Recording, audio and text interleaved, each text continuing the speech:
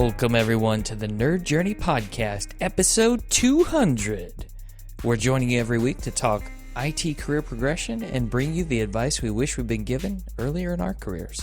I'm your host, Nick Cordy, at NetworkNerd_ on Twitter, joined by my co-host, the one and only John White, at VJourneyman. Hey, John, how's it going? Doing great. Just want to remind everybody that we are both pre-sales technical engineers with backgrounds in IT operations. We hope our career discussions will be vendor neutral, relevant across disciplines, and remain timeless. If you're enjoying our content, please drop us a positive review on Apple Podcasts or wherever you happen to be subscribing. And if you want to get in touch with us, tweet or DM at Nerd Journey. Ultimately, we're just two nerds on a journey. A journey to career enlightenment. So let's take a trip. I feel like that intro was just flawless. Don't you agree? Yeah, 199 reps, and we just have it down cold. We don't even have to go off a script anymore. Yeah. It's amazing. Never have bloopers or mess ups. I love it.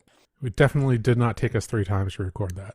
Should we just call this episode Two Tired Dudes or Two Highly Caffeinated Dudes? I think that's exactly what it is. Well, it's a special day, John. This is episode 200. And it's time to get the crystal ball out. So we're going to do some statistics fun, right? We're going to share statistics with our listeners. We're going to reflect on times past, things we enjoyed, favorite moments, lessons we learned, and where we might go from here. Because, I mean, we told Chris Wahl we were going to go to 1,000 episodes. I feel like we have to hit that now. Yeah, we're a fifth of the way there. Mm-hmm. No problem, Chris. I have to say, I think we really front-loaded this. If there's one thing people love, it's statistics. Mm-hmm. So that's what we're going to start with, right? Yeah, it's all about the metrics. I mean, we've talked about how important metrics are, so we're going to share those just out of the gate. So State of the Union, we're recording this on November 17th, so a little bit before this releases, right? The statistics may be slightly different. But as of right now, total show listens 39,403 across many different countries, 61 unique guests. By the way, if you have been a guest on Nerd Journey, we salute you and thank you so much for the time that you spent with us and the great lessons we've learned from you. There are 200 numbered episodes with 10 bonus episodes, and there's one extra in there because we had episode 18A and 18B. And if you want to hear more about the story behind that, listen to episode 100, where we go into it. Here's the fun part. What John doesn't know is he's about to participate in a game called Guess the Top 10 Episodes after 200 episodes. So, John, do you feel like you're good? Do you feel like you're ready for this? Oh, no.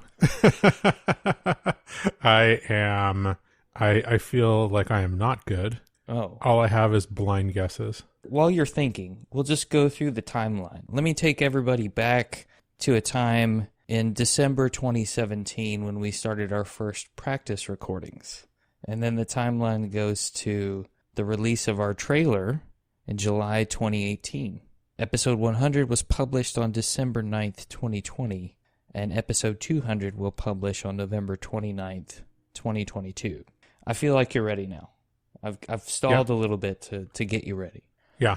Now, just to whet the appetite, John, mm-hmm. Here were the top 10 episodes as of episode 100, okay? Okay. Number 10, with 191 downloads, was episode 85, Imposter Syndrome, Anxiety, and Effective Listening with Cody DeArkland. There were 2 episodes tied for number 8, with 192 downloads. That's episode 69, Effective Remote Work Practices, and Ethan Banks and the Journey to Career Self-Awareness, episode 42. At number 7, with 194 downloads, we had episode 63, Managing Online Communities and Career Path, part 2 with Nick Tolstashev. Number 6, with 201 downloads, episode 65, Your Position Has Been Eliminated with Mike Burkhart, part 2. Number 5, with 210 downloads, episode 45, Career Conversations with Your Manager. Number 4, with 216 downloads, episode 67, 3-month check-in as a Google Cloud customer engineer with John White, part 2. Number 3, with 220 downloads, episode 64, Your Position Has Been Eliminated with Mike Burkhart, part 1. Number 2, with 225 downloads, Episode 68, When Life Disrupts Your Work-Life Balance. And then the number one downloaded episode as of episode 100 was episode 66, 3-month check-in as a Google Cloud customer engineer with John White, part 1. Okay. Ooh. That was more thinking time for you, John. So Yes. I expect really good things from this. Now, the question for you is, did anything that was in the top 10 before stay in the top 10 as of today? What do you think? I think yes. My guess is that I seem to remember that the Google Cloud Engineer check-in episode was popular enough, and we kept on talking about it as being popular so that it stayed in. That is my response. Okay. Anything else? Oh, of all of those? No. Okay. Anything that you would throw up that you think is in the top 10 now that we've done since then? Yes. My guesses for top 10 would be the episodes with Stephanie Wong, the episodes with Stephen Murawski, the episodes with Don Jones, and let me see. Off the top of my head, I think nothing else. Oh, wait, maybe episodes with Chris Wahl. Okay. So that's my guesses. All right. Report card time. Are you ready? All right. Number 10, episode 141, Book Discussion on Deep Work, Part 1. No way. With 289 downloads. Now, we have just willed that into the top 10 because we've mentioned it so many times. I think that is a good point. Yes. It's got to be. We've linked back to it so many times. It's in the top 10. So many mentions. Yeah. That's how you get something in the top 10. So my question is episode 142 anywhere in the top 10? That's the metric that we'll use. Actually, no, it's not. Oh. Well, there you go. We did a 7-part series on deep work of a planned 2, and only one of them made the top 10, and that was the first one. I guess, I don't know. We did not hook people with part 1. We must have faded after the first coming out strong. Number 9, episode 155, An Open Source Career with Tom Hatch. 291 downloads. Oh, that was a really good episode. That does not surprise me. I really enjoyed that conversation. Yeah, that was a good one. Number 8, episode 157, Take Note of Your Time with Josh Duffney. 295 Seriously? Downloads. That warms my heart. That is one of my favorite episodes. Josh Duffney is one of my favorite guests, so yeah. Agree. Feel very validated. Number 7, episode 149, Find Your Gratitude, Find Your Joy with Chris Wahl with 299 downloads. So you got one. Check mark for John. I've got one. Got one. Number 6, episode 153, Creating a Full Stack Career with Scott Lowe, part 2 of 2. 305 downloads. I don't know how I would have forgotten about the Scott Lowe episodes. Yes, of course. Is it just one, or? It's actually both. So number 5, episode 152, The Theme of Your Career with Scott Lowe, which was part 1, 307 downloads. Yeah, makes a lot of sense. It's a really good interview. Yeah, very good. Number 4, episode 125, The Gateway to Networking Mastery with Tom Hollingsworth. That is a part 1 of 3 with 310 downloads. Ooh, okay. Number 3, episode 156, Better Notes, Better You with Josh Duffney. That was a part 1 of 2. Okay, terrific. So, same series of Josh Duffney's made it into the top 10. Okay. Same series of Scott Lowe. Number 2, episode 127, Countdown to Burnout with Tom Hollingsworth, part 3 of 3 with 336 downloads. Oh, wow. Okay. Number 1, and I think still number 1. Actually, wait. Let me go back. Is it still number 1? He's building the tension. So, the defending champion for top downloaded episode remains episode 66, 3-month check-in as a Google Cloud customer engineer with John White, part 1, with a staggering 465 downloads. Wow. Wait, before you react, episode 67, which was the part 2 of that, is actually number 13 in the all-time download list. So, oh, wow, okay. We're not talking about Google enough, I guess. Yeah, wow. Yeah, we did a lot more check-ins in the first 100 episodes with each other. Agree. Yeah, we did. And maybe we need to do some more of that. Lessons that you've learned now that your tenure at VMware has surpassed what my tenure at VMware was. Almost 5 years now. Yeah, wow. I checked my calendar and I hit almost to the day 4 years. Oh, wow. Yeah, and I just passed my third year at Google Cloud, so... Man, it's crazy to think it's been that long. Yeah. Wow. I'm shocked, actually, that episode remained in number one. I actually, when it wasn't in, like, by the time you got to number 5, I was like, oh, well, if it didn't make the, bottom of the top 10, then it's not going to be there. That's really surprising. I think if we go back and check your Twitter history, there's a lot of promotion of that episode. I mean, we should be able to export that and validate that I'm right. Oh, okay. Yeah, I think we might need to do that soon. Maybe. It's the thing that I've mentioned on Mastodon the most. Yeah. Okay, now I need to actually see about setting up Mastodon. Continuing on the stats fun, some of the top early episodes. Episode 1 had 207 downloads, and episode 20 had 193 downloads. So not quite as many as those in the current top 10. What about the quote-unquote trailer episode? Do you happen to know that off the top of your head? I don't know that, but I can tell you. Hold, please.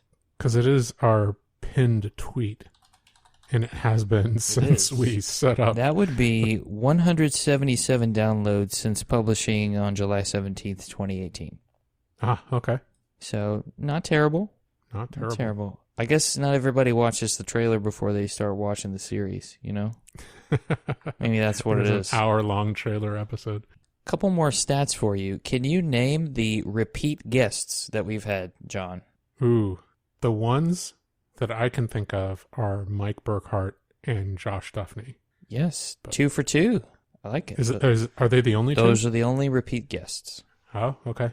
Special shout out to Mike Burkhart for talking about a super difficult subject, grief, loss of a child, in episodes 109 and 110. That was tough for him to do, yeah. And we salute you, Mike, for doing that. There was one guest that only had one episode with us. Do you remember who that was? I think I only happen to know that it's Ramsey Marjaba of We the Sales Engineers. Nice. And I wasn't in that episode because I was sick as a dog that time. I think I've more than made up for it by missing some episodes since then. Well, you had some good reasons. And we only had one show or one series of episodes with 2 guests at a time, and that was the series with AJ Kuptik and Paul Woodward Jr. in episodes 39 and 40. That's right. I'd completely forgotten that we did that. I seem to remember that I found it difficult to balance who I was asking questions from and making sure that both of them were getting represented in answers. And that might just be, skills, our skills. It was hard, no doubt. It's a little bit different skill set when it's 2-on-2 instead of 2-on-1, right? Right. I'm with you. More practice needed for both. Yeah. In the first 100 episodes, we had our first trilogy. Do you remember who the first trilogy was? Oh, my goodness. No, who was it? That would be Josh Fidel, a.k.a. the Lord of the Pings. Now, since that time, I count 8 other trilogies with guests. And really, the reason we end up having trilogies is because we end up having a really good conversation that we need to chop up into 3 pieces so as not to make any one piece too long. Yeah. Our style has become, I guess you would say, intimate, long-form content with each guest to tell more of their story than we could in just one episode. Yeah, and I think we made the format choice that even an hour, chopping it into even 50-minute segments was too long. Yeah. Maybe that's just me personally thinking oh no, that's just way too long. Ideally, nothing would be longer than 40 minutes, but... Sure. Yeah. And then those guys that have to say something in the intro and outro, oh my goodness. They just go on and on. How about favorite moments, John? Do you want to go first in this one? Oh, sure. Yeah. I would say, a real problem with this just because I had so many. You could have stopped there. Yeah. I have a real problem. I have a real problem. I do have a real problem. I think if I go back, roughly Stephanie Wong, that conversation I felt was really good. It was the first Google Cloud guest that we've had, and I think to date the only one, which goes to show how much of a slacker I am about asking people at my own company to be guests on the podcast. Just a really cool conversation, unique background, and really interesting take on a diverse set of skills and really finding that niche within the career to emphasize. I think the next one I can think of, Stephanie Wong, that was episodes 177 and 178. Dominique Top, those are episodes 174, 175. She had a really unique origin story, which I would challenge you to go listen to. And I think it's become the kind of exemplar that we have of, you think that you have a non-traditional background and don't necessarily belong in tech? Like, is your background less traditional than Dominique Top's? Yeah. Louise Bunyan, episodes 162, 163, and 164, I think. That was a really great conversation about career from a different side of it. It's more from like that recruiting side or marketing, if you want to think about that, copywriting. And then especially that moment that really clicked for me was when we asked her about search engine optimization for writing on the web, and especially career-oriented content. And she did just an amazing job of explaining that, and still just kind of blows my mind. We need to coalesce that into a note, I think.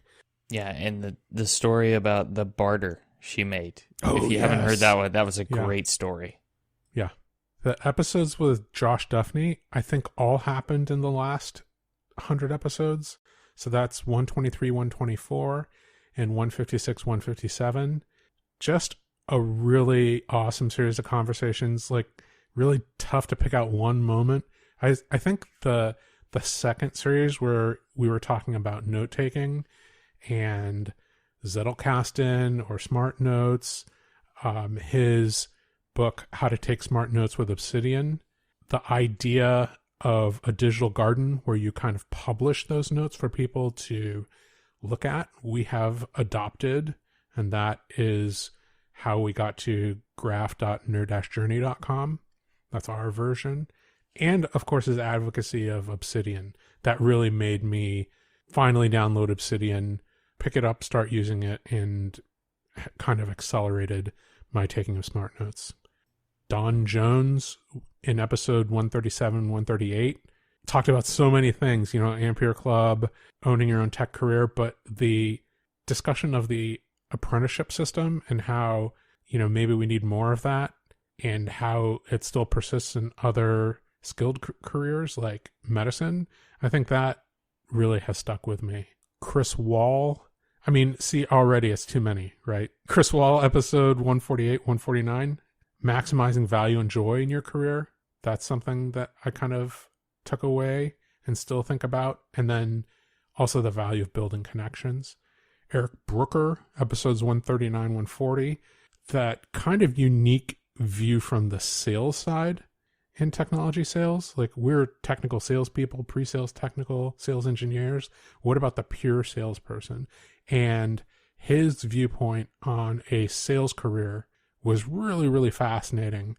The individual contributor to leadership path that he took, also interesting. His take on podcasting and how that has been a growth method for him, also really, really cool. Really solidified some things that I had in my mind that I think Ramsey Marjabaugh, also mentioned. Hey, I get to talk to these people. Eric had a slightly different take on that. Hey, I need to keep up with these people that I'm interviewing. I need to read the stuff that they've written so I have something intelligent to ask them. Really awesome. Mike Burkhart in episodes 109 and 110. Again, you mentioned that he talked about grief, losing a child. I think that was a really difficult topic for him to talk about. And it was a very amazing topic to approach from the viewpoint of learning about compassion and empathy that a coworker or a friend can express. And everybody's unique, so I don't think that Mike was saying, hey, you have to treat everybody the way that I wanted to be treated. But his perception and take on it, I think, was really, really powerful. And I wish I had learned some of those ideas a little bit earlier, but it's definitely something that I carry with me. And then finally, Stephen Murawski, episodes 105 through 107, beginner mindset and that drive that he had to come from behind.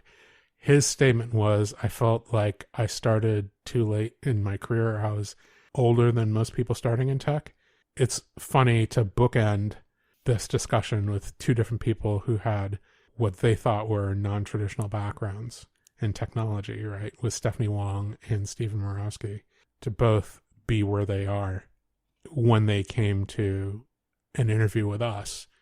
Kind of says to me, again, I don't know what a typical career looks like, but these really interesting people did not have what I think people imagine a typical tech career looks like. First of all, there is no standard like career path, right? Who gets into technical sales or IT straight out of college? Like, who dreams about becoming a technologist at the age of 10 or becoming a salesperson? It's just not typical. So anyway, way too many of what I would consider favorite moments, but we didn't put a limit on it. Yeah. I think that I went back across our list and I found a reason that I would re-listen to every single episode that we did. Yeah. And I think that it's a testament to the power of the people that we had on and the topics that we discussed. There's just a lot there. And, maybe it would be helpful to kind of go back with some of these things and have time codes so people could just jump straight to that specific topic. But I also think that the entire episode series is worth listening to on a bunch of these. I agree. Well, it's funny because that goes to my favorite moments. And once again, as happens with you and me, we tend to approach things from a slightly different angle at times. And so I don't know that any of mine are like specific episodes, maybe some, but these are all things surrounding the show. That's the context I'll give before I go down the list. Does that sound good? So I wrote down one of my favorite moments is the gift of recorded advice. Every time you listen back as the editor to an episode, an interview, it's a gift of advice. And a lot of times it's advice I needed to hear when I was listening back, whether doing show notes or doing editing. Yeah. I think some of the questions we asked, they were certainly for other people, but in some ways they were for us too, because we might have been struggling or wondering those same things that we wanted our listeners to hear. They were lessons for us too. Specific instances, I remember recording an episode in my living room floor. I had to sit in my living room because my wireless router was going crazy right next to it with microphone in hand, and John and Mike Burkhart were patient enough to spend a little more time with me and wait until I got set up in the living room so I could make it work. But we stayed up late and recorded a really good show. I remember that too. That was hilarious. And then getting up super early to interview Dominique Top because, she's in the UK. And interviewing people like Manny Sadu and Phil Monk kind of off hours. A lot of times we interview in the evening, so we might do it in the morning for those people or have to do something during the day. Louise Bunyan is from EMEA as well. So that was kind of fun. Maybe there's a different energy because it's a different time of day. And the stinger after one of the Don Jones episodes is one of my favorites. So we did it like $250,000 pyramid. I don't know what made you think of that, but it just cracks me up every time I think about it. It's funny. I just realized that we both had Dominique Top, and that's definitely an episode that I had to miss. I think I was sick. Some of the other favorite moments were meeting some of the guests in person that I had never met in person, like Stephanie Wong. We met up with her at VMware Explorer. And I missed meeting Tom Hatch by a couple hours this year. So maybe at some point, maybe I'll get out to where he lives or our paths will cross. And there are a number of others that I would love to meet in person if we haven't met yet. And then there was I'm sure you remember, John, in the lunchroom at VMworld, I think it was 2019, when we recorded an entire episode, but we didn't really record it. Somebody did not press the record button. Yeah, so we practiced that one before we recorded it. And then being able to ask some of these guests and keep up with them, ask them for things after the fact. Like I roped Jimmy Tassin into being part of a Spice Corps meeting for me, and David Klee as well. He did a deep dive on database performance because he's fantastic at that. And a lot of the lessons learned on the podcast ended up applying to my personal life too. Like the Smart Notes thing and Josh Duffney, I was able to help my daughter write a research paper using that methodology. And I mean, I really should write a blog about it, but I at least let him know that I used the things I learned from him to do that. I think that's a good thing. When we learn something from someone, we should let them know that, hey, I learned this from you. Like being able to email and even talk on the phone to Jonathan Frappier and checking in, hey man, your conversation on burnout hit me really hard, and I listened back to it again. And Yep. Email chats with Evan Oldford, Chris Wahl, Ramsey Marjaba, Amy Hervey, so many, right? Yep. Just asking them questions after the fact, like, oh, I wish I had asked this. Reading books that they've written. Some of the off-air conversations you and I have had, because we've talked about all kinds of stuff. Yeah. Just you and me. Different topics, life, career, beyond, and same with the guests. We have a lot of fun off-air conversations about random things, chasing squirrels. I really enjoyed us getting to do the presentation at Explore. You know, because we think in two different ways, it was interesting to put together a co-presentation. Yeah. And to structure it the right way so that it would fit within our styles and the way we deliver it. And then we got to do one for the VMware UserCon, virtual UserCon for India this year. Yeah. That was pre-recorded. And then I did a version of that at the Dallas UserCon and just a few weeks ago. And I want to say a big shout out to Joe Hughes. He came to that presentation and asked questions, and it was just super encouraging to see him there. Somebody with so many great thoughts on career already is coming to listen to something I had to say. It's just kind of humbling, you know? Yeah. If I had to tag one on, I would say every time that we've got to spend time in person with each other, whether or not we were doing it because of the podcast, that has been really valuable for me. I would say 100%. that just, the physical distance between, California and Texas kind of precludes like a really tight relationship unless you happen to be doing a project with that person. And the fact that we've been able to maintain this and maintain these conversations, like I would say we talked once or twice a year, like that was our cadence before doing the podcast. And then after, it becomes once a week, if not more. Or every other day. Yeah. At least messages back and forth, right? Yeah, exactly. And that's been awesome. And then being able to do that in person is just magnified. 100%. Even you can see how our brains work differently. We both had the same prompt, favorite moments. Yours were surrounding the show and mine were guests. Hey, that's so funny. That's just how it goes, right? Open-ended. So that's why you have more than one person on a project, so that you get complementary things out of it. Well, it's the same in the what we learned section. So why don't we go there next? Oh, Do you want to go first? Yeah, sure. So I think for me, the things that I learned and took away from this past 100 episodes, the first thing that popped in my mind was I just had my thoughts crystallized around the idea of performance, career performance, how to get better at doing one's job and advancing one's career. Like what are the steps and what are the elements of doing that? And the fact that we had to do the VMware Explore session really forced me to dive into our show notes to kind of extract all the advice and then fit it into a pattern.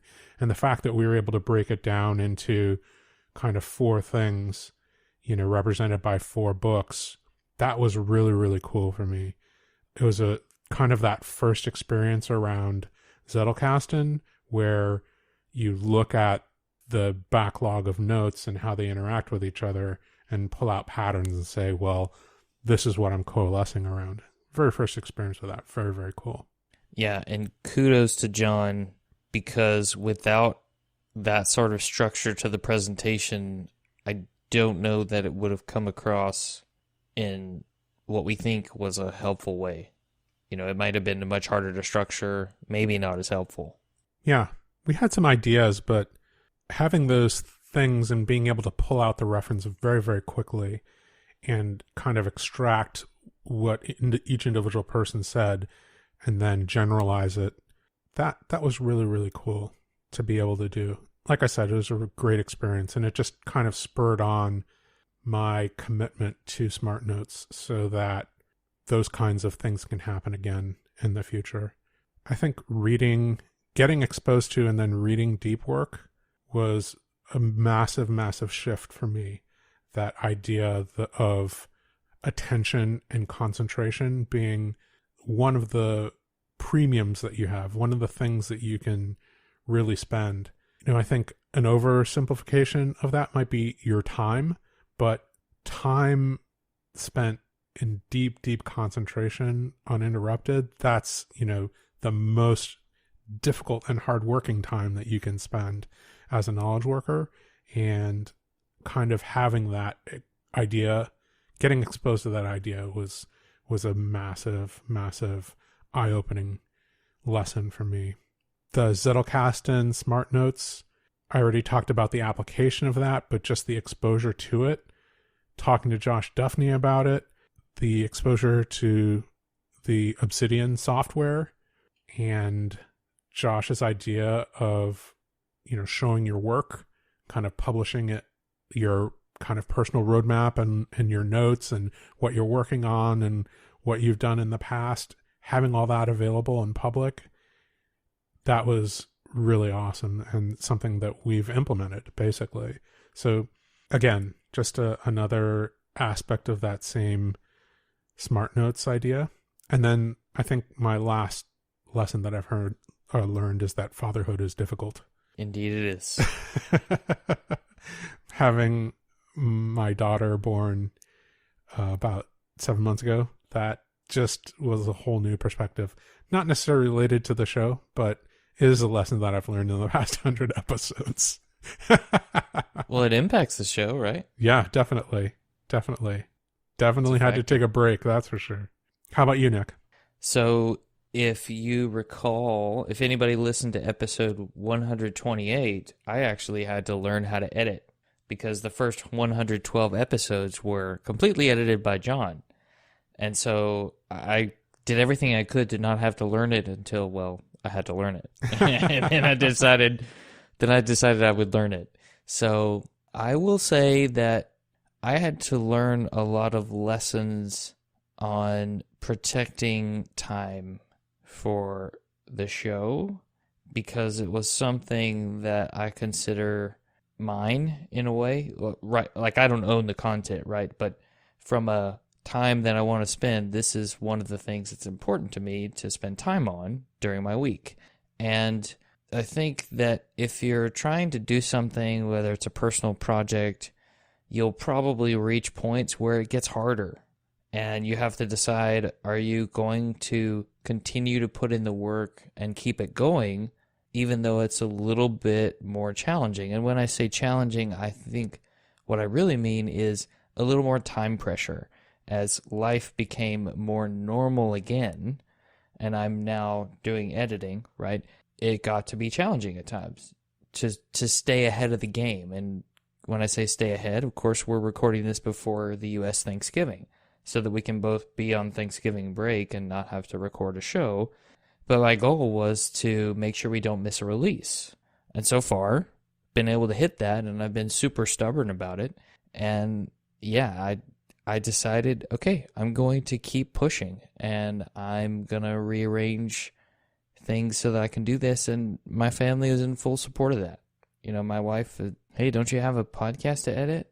Yeah, I do. I need to do that, and I have learned that even though Saturdays are usually Nerd Journey work on podcast days, I don't always have the brain power to spend an entire day doing editing or notes, or I need to take more breaks or do it in more small chunks throughout the week so that I don't have these massive energy lulls and, burn bright and then have to refuel, so to speak. And I talked about burning out this year in episode 179. So trying to make sure that I get enough rest and using the podcast and working on it as kind of a creative stimulant and a form of rest, but not a form of stress, right? I don't want it to be a form of stress because yeah. But it's something I really enjoy. I think I just got a lot busier with everything surrounding life in general, and it became more challenging, but it still remained something that I wanted to do. So I had to learn to make sure the pipeline of content was full with guests and recorded interviews. And okay, it's time to make sure we recruit more guests because we have ideas, and you can't let that slip even though you're pushing the content out. Oh yeah, you need to make sure and each week do a little promotion of the show. And so just a routine to get in, trying to build your own content CI/CD pipeline.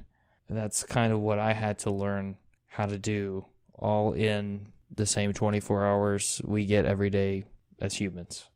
Yeah, that's super powerful. I want to ask a question about episodes that you think maybe didn't get enough attention, because you had access or were looking at the statistics.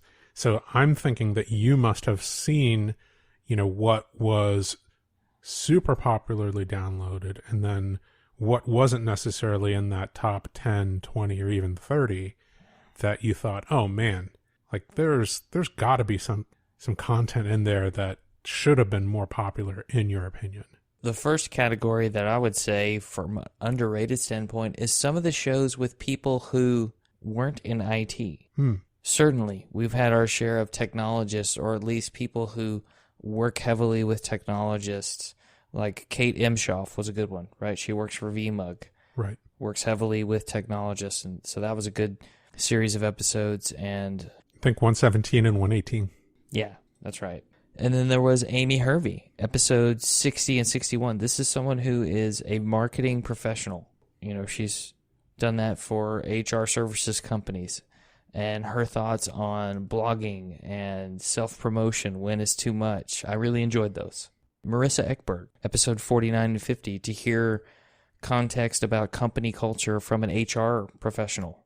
Maybe she's not been in tech. She certainly worked with technologists, but interesting outside perspective. And then we had Blake Johnson in episodes 135 and 136. Car salesman, right? Car salesman and owns a fitness business. So we talked about all sorts of stuff. And then Randall Cook, an architect who went into doing his own thing with holistic nutrition and wellness coaching. I thought all those were quite interesting. And like with Blake and with Randall and even with Michael Levan to some extent, we talked about nutrition and how that can power your day based on your choices. And we've talked to many people who were IT operations, many people who were pre-sales technical people, technical marketing, things like that were fairly common. We also had people who went into security, cybersecurity, like Donovan Farrow, 133 and 134. And then, of course, we touched on it a little bit with Bill Kendall and what his transition was like, episode 180, 181, and 182. The list could go on and on. I actually think some of the episodes with just you and me, John, in the early top 20 were pretty good. Like episode 9, How to Dress for an Interview, the best all-time John White rant. I mentioned it in episode 100, but hey, it's worth mentioning again because it was awesome. So it's a masterclass in how to trigger me. Yes. Yeah. And there have been other triggers. I mean, don't worry. I haven't been capturing the metadata, but maybe we need stats on that the next time we do a reflection episode. The number of times I've triggered John or the number of swing dancing references. I don't know if we've captured that. Yeah, that's a really good point. Yeah. Any episode where swing dancing is mentioned, I consider that underrated. But those are just some of the ones that I would say maybe weren't as popular as I thought they might have been. you never can tell how popular something's going to be when you record it, because we can think it's valuable and good, but if not everybody else does, they just don't. Yeah. Or maybe they missed it. I would say be open to listening to people who do something completely different than you do and the journey they went through, because you might find that they're not so different than you in a lot of ways. Yeah, I think what is fascinating for me about that is to hear those lessons that they've learned and the alternative perspective that those people bring, because that is literally a perspective that I cannot have, because I did not have that background and I did not go through those experiences. So it's extremely valuable for me to hear about their background and experiences and then the points of view that those background and experiences have driven. And maybe that exposes some insight that I wouldn't have had otherwise. Maybe it completes a pattern in my brain that I might not have had completed for a much longer time. Who knows? That kind of perspective is always super valuable. What if we gaze into the future, John? Or what do we want to cover in the future? Let's brainstorm on that real quick. Sure. I think the first thing that pops into my mind on that topic is something that's been rolling around, and I think that I've mentioned before, but it's really kind of crystallized in the past couple months since we have done more smart notes and publishing in that kind of Zettelkasten method, and that is kind of taking the macro topics that we've mentioned and having a roll-up note about that topic and the things that we've learned about it, and a reference back to the people who said those things. And sometimes those people are us. An early example would have been something that we got asked at VMware Explore this year, advice about writing a resume. I think we covered that pretty early, and then we haven't really revisited it. And it's something that maybe we need to kind of ask our guests as maybe a more regular thing, especially if they've been hiring managers. Well, what was important and what stood out when you were hiring people on a resume, and kind of collect more data on that and see if we can tease out any patterns. And then every once in a while, maybe every 50 or 60 episodes, I guess, do another episode on that topic and kind of review, here's the structure of a resume, here's the advice that we've been given and what we've heard from various people, and here's all the new advice. And that is all at a specific spot. Not necessarily always the show notes, because the show notes are a snapshot, but there's also a living document of that tracks every new guest that says something insightful, or even somebody who reinforces a point will add that person to that living document and say, this person reinforced this point in this episode. To have that kind of thing for blogging, for resume writing, for technical presentations, for interviewing, all of those kind of macro topics, saving money so you have a nest egg or a safety margin if you get fired, what to do when and if you get fired. All of those topics that we've heard, but we haven't kind of coalesced into a living document. I think that might be a valuable thing to have, that we can just have as a reference, revisit every once in a while, and mine for questions. You say that you left this job and you got let go. Tell us what you learned about getting fired, or downsized, or, when the company was acquired and you were given, a year severance package or something like that. What lessons did you learn from that? Whatever that situation is. So I think that's something that is challenging, but I think that maybe we should tackle in the future. How about you?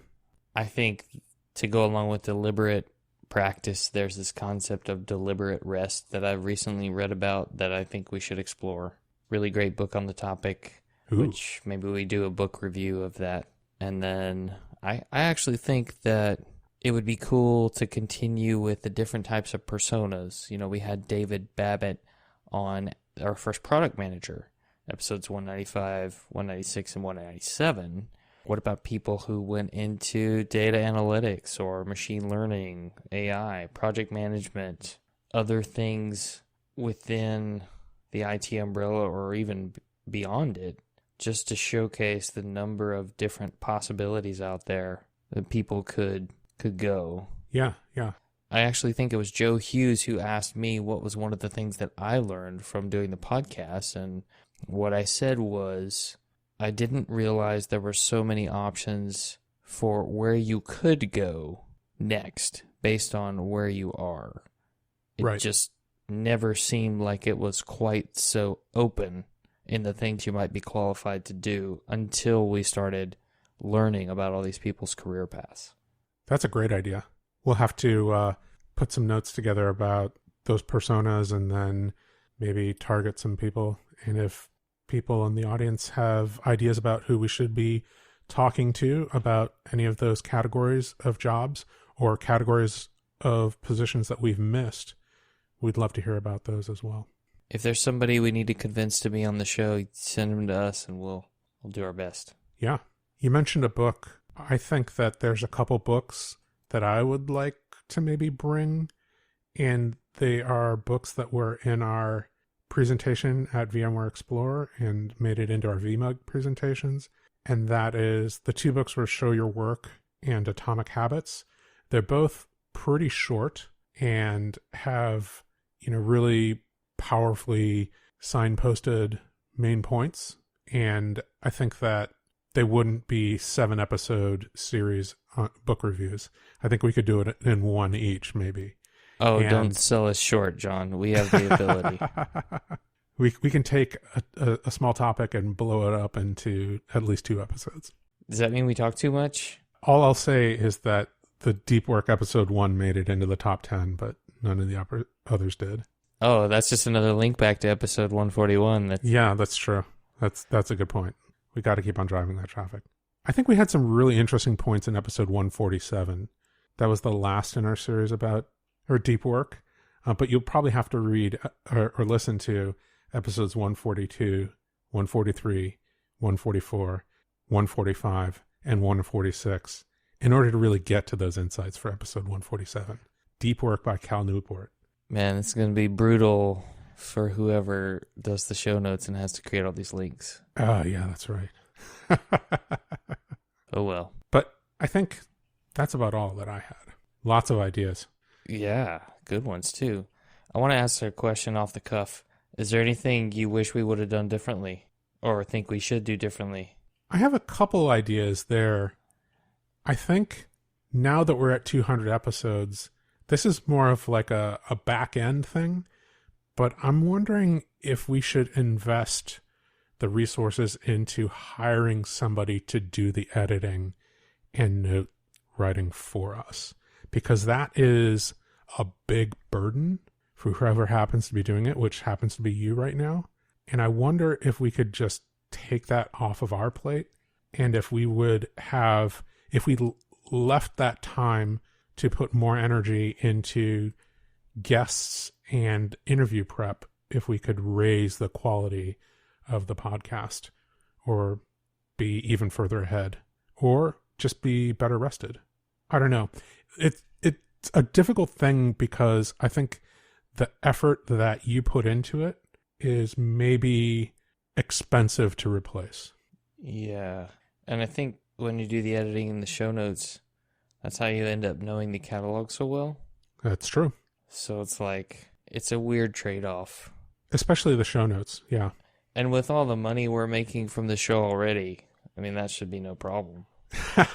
Well, that's the other thing. I don't know. Maybe we should re-explore in the digital garden or graph.nerd-journey.com, coalescing all of our book notes and references to point to a book note that has an affiliate link to buy the book.